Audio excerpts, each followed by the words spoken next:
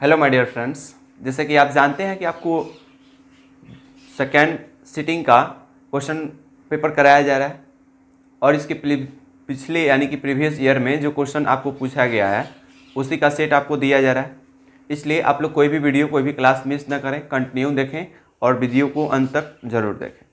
ठीक है, तो जो इसके पिछले वाली वीडियो में जो आपको बताया गया था, समझाया गया था, जो क्वेश्चंस आपको बताया गया है उसमें कोई प्रॉब्लम अगर आ रहा है तो आपको बताया जा रहा है कि आप कमेंट करके बताइए, क्योंकि आपके लिए हर एक क्वेश्चन हर एक वीडियो इम्पोर्टेंट है। इसलिए आप लोग कोई भी क्लास कोई भी वीडियो मिस ना करें, कंटिन्यू देखें और अपने दोस्तों के पास शेयर जरूर करें। ठीक है, आइए उससे आगे का प्रश्न देखते हैं क्या है। देखिए, उससे आगे का प्रश्न है, प्रश्न आपके स्क्रीन बोर्ड पे है, आप देख सकते हैं, या क्वेश्चन पेपर में भी आप क्वेश्चन देख सकते हैं कि सिद्ध करना है कि बिंदु दिया हुआ है, बिंदु है 0 0 5 5 तथा -5 5 एक समद्विबाहु समकोण त्रिभुज के शीर्ष है कि नहीं है। समद्विबाहु त्रिभुज क्या होता है? जिसकी दो भुजाएं बराबर हो, जिसकी दो भुजाएं बराबर हो समद्विबाहु त्रिभुज कहलाता है। तो क्या ये जो शीर्ष आपको दिए गए हैं, ये जो आप देख रहे हैं बिंदु, क्या इस बिंदु से जो समद्विबाहु त्रिभुज हैं, क्या ये बिंदु उस बिंदु मतलब उसका शीर्ष है कि नहीं है, ये चीज़ आपको बताना है। तो इसमें कौन सा मेथड, कौन सा फॉर्मूला आप अप्लाई कीजिएगा, देखिएगा। मान लीजिए कि एक समकोण त्रिभुज है और समद्विबाहु भी है, ए बी सी समकोण त्रिभुज है और समद्विबाहु भी है। तो मान लीजिए कि ए जितना है उतना ए भी है, यानी कि समद्विबाहु ए भी है। ए का शीर्ष आप ले लीजिए 0 0, बी का शीर्ष 5 5 और सी का शीर्ष -5 5। समद्विबाहु यानी कि दो को भुजा बराबर होगा, या तो ए बी बराबर होगा ए बी बराबर बी सी, या ए बी बराबर ए सी, या ए सी बराबर बी सी, या बी सी बराबर ए बी, यानी कि कोई भी दो को भुजा बराबर होगा तो ये बिंदु सिद्ध हो जाएगा, ये त्रिभुज सिद्ध हो जाएगा कि ये समद्विबाहु त्रिभुज के शीर्ष हैं जो इसमें दिया हुआ है 0 0 5 5 -5 और 5। ठीक है, तो आइए इसको हम सिद्ध करते हैं कैसे और किस तरह से, ये देखिएगा। आपका सॉल्यूशन है, अगर एक त्रिभुज में, इस त्रिभुज में A B C, A B है, बी सी है और एक ए सी है, यानी कि क्या तीन गो भुजा है, ए बी बी सी और ए सी, तीनों भुजा से हम लेके सिद्ध करेंगे। तो सबसे पहले निकालते हैं ए बी बराबर, तो ए का निर्देशांक है 0 0 और बी का शीर्ष है 5 5। इसको किस मेथड से बनाइएगा, तो ये आएगा आपका डिस्टेंस फार्मूला जानते हैं, दूरी सूत्र, उस पे बनता है। ये एक्सरसाइज 7 का प्रश्न में का 7 एक्सरसाइज में का प्रश्न है जिसमें दूरी सूत्र का प्रयोग किया जाता है।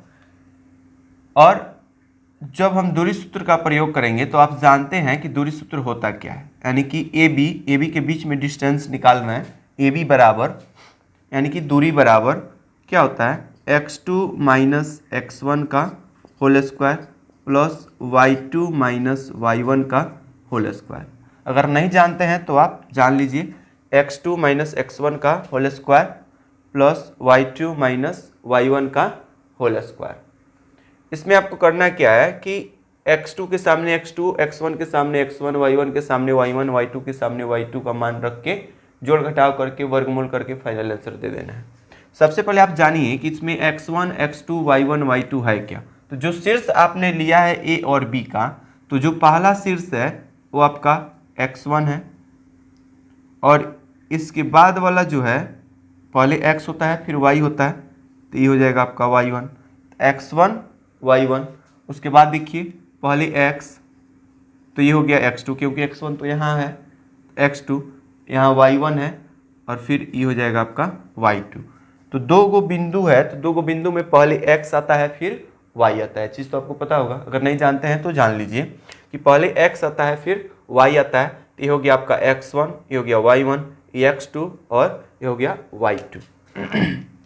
जब इसमें आप मान पुट कीजिएगा, मान रखिएगा, तो x2 का मान देखिए 5 है और x1 का मान है 0, तो ये हो गया 5 माइनस 0 का whole square plus y2 minus y1, तो y2 है 5 और y1 है 0, इसका होल स्क्वायर।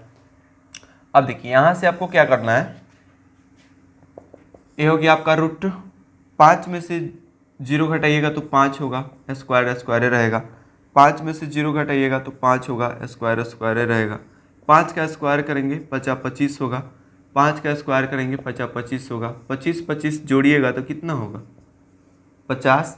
50 का वर्गमूल कितना होता है, कुछ होता है, नहीं होता है। आप चाहें तो खंड करके लिख सकते हैं या आप इतना ही रख सकते हैं।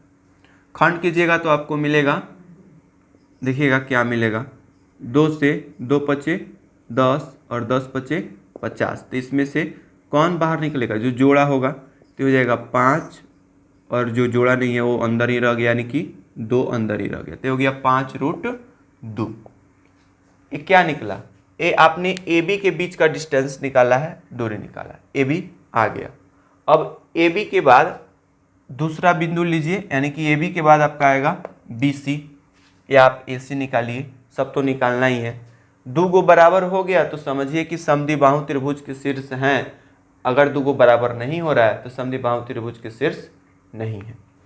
तो आप बी सी निकालिए, बी सी बराबर, तो बी का निर्देशांक है 5 5 और सी का निर्देशांक है -5 और +5, ठीक है। फिर यहाँ से हम बी सी निकालेंगे, बी सी बराबर वही फार्मूला है जो ए बी का है, x2 माइनस x1 का whole square plus y2 minus y1 का होल स्क्वायर। तो आप देखिए इसमें x2, तो ये आपका x1 है और ये x2 है, ये कौन है, x1 है, ये आपका x2 है, ये y1 है, ये y2 है। क्यों है, इसको आपको यहाँ पे पूरा क्लियर बता दिया गया है, क्योंकि पहले x आता है फिर y आता है, तो x1 पहले x, तो ये हो गया x2, तो x2 है -5 और x1 है 5, बीच में माइनस का चिन्ह है तो माइनस का चिन्ह दे देंगे, स्क्वायर है तो square, plus y2 5 minus y1 5, ये हो गया स्क्वायर। ये देखिए माइनस माइनस प्लस, अंक जुटेगा चिन्ह माइनस का आ जाएगा, तो ये हो जाएगा 5 5 10 का होल स्क्वायर, प्लस 5 में से 5 घट के 0 हो जाएगा, तो 0 का स्क्वायर, तो हो गया 0। अब यहाँ से देखिए, यहाँ से रूट का स्क्वायर करेंगे, यानी कि 10 का स्क्वायर करेंगे तो हो जाएगा 10 दहाँ के 100 और माइनस का स्क्वायर प्लस हो जाएगा, प्लस 0 का स्क्वायर कीजिएगा तो 0 होगा और 0 में 100 जोड़िएगा तो 100 होगा, और 100 का वर्गमूल होता है 10, तो ये इसके जैसा तो हुआ नहीं, होगा नहीं हुआ, तो ए उसके बराबर नहीं हुआ। अब आइए ए सी निकालते हैं या सी, एक और है ए सी बराबर, तो पहले ए लिया है तो ए का निर्देशांक ले लीजिए 0 0 और सी का निर्देशांक -5 5। फिर वही फार्मूला लगाएंगे, ए सी बराबर √x2 माइनस x1 का whole square plus y2 minus y1 का होल स्क्वायर।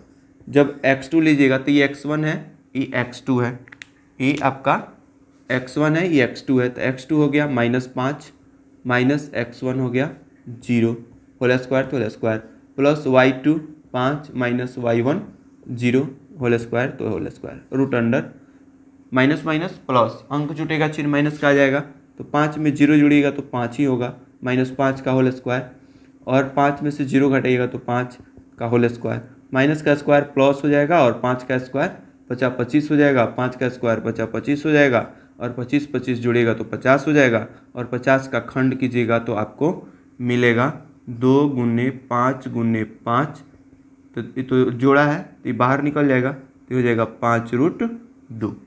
देखिए तीनों निकल गया, ए बी बी सी ए सी, इसमें दो गो भुजा बराबर दिख रहा है, दिख रहा है, कौन है, ए बी है और ए सी है। तो आपको क्या बताया कि जिसमें, यानी कि समद्विबाहु का मतलब क्या होता है, जिसकी दो भुजा बराबर हो, तो इसमें दो गो भुजा बराबर हो जा रहा है, कौन कौन, ए बी बराबर ए सी, ए बी बराबर ए सी। देखिएगा हमने सिद्ध कर दिया कि ए बी बराबर ए सी ये प्रूव हो जाता है। क्यों? क्योंकि ये ए बी भी बराबर है और ए सी भी बराबर है, और जब बराबर है तो जो शीर्ष दिया है, ये जो शीर्ष है ये समद्विबाहु समकोण त्रिभुज के शीर्ष है।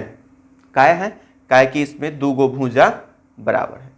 हमने प्रूव करके आपको दिखा दिया। बस समझ में आ रहा है?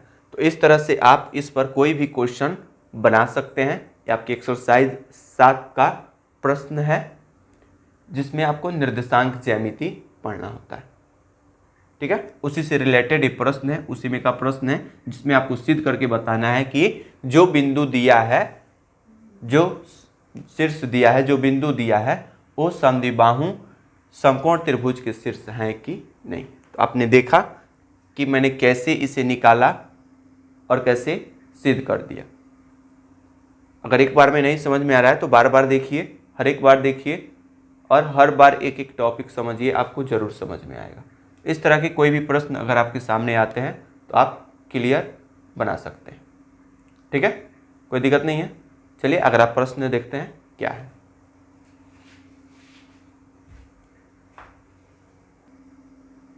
ठीक है, तो देखिए इसमें जो अगला प्रश्न है, प्रश्न आपके सामने है, समानांतर श्रेणी आपको दिया है जिसमें आपको विश्व पद ज्ञात करना है। समानांतर श्रेणी आप देख रहे हैं, समानांतर श्रेणी है और इसमें आपको विश्व पद निकालना है। कैसे निकालिएगा आइए देखते हैं। जो एपी दिया है उसको एक बार ले लीजिए। एपी देखिए आप 4, 9, 14 और यह है लास्ट टर्न यानी कि लास्ट पद 254 जिसमें आपको विश्व पद ज्ञात करना है। तो विश्व पद निकालने के लिए विश्व पद यानी कि एनवा पद, एनवा पद जानते हैं ना, एनवा पद का फॉर्मूला क्या होता है? एन बराबर a plus n minus 1 into d. एनवा पद, एन की जगह पर कुछ भी हो सकता है।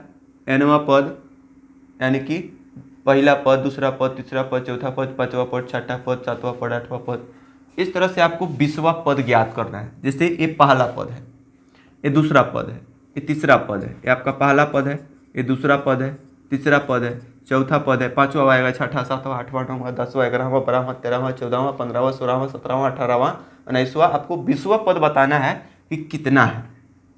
तो ऐसे तो जोड़ के लिखते रह जाइएगा विश्व पद। इसलिए एक फार्मूला आपको बनाया गया है और दिया गया है कि आप इस फार्मूला पे रखिए और वो पद ज्ञात कर दीजिए।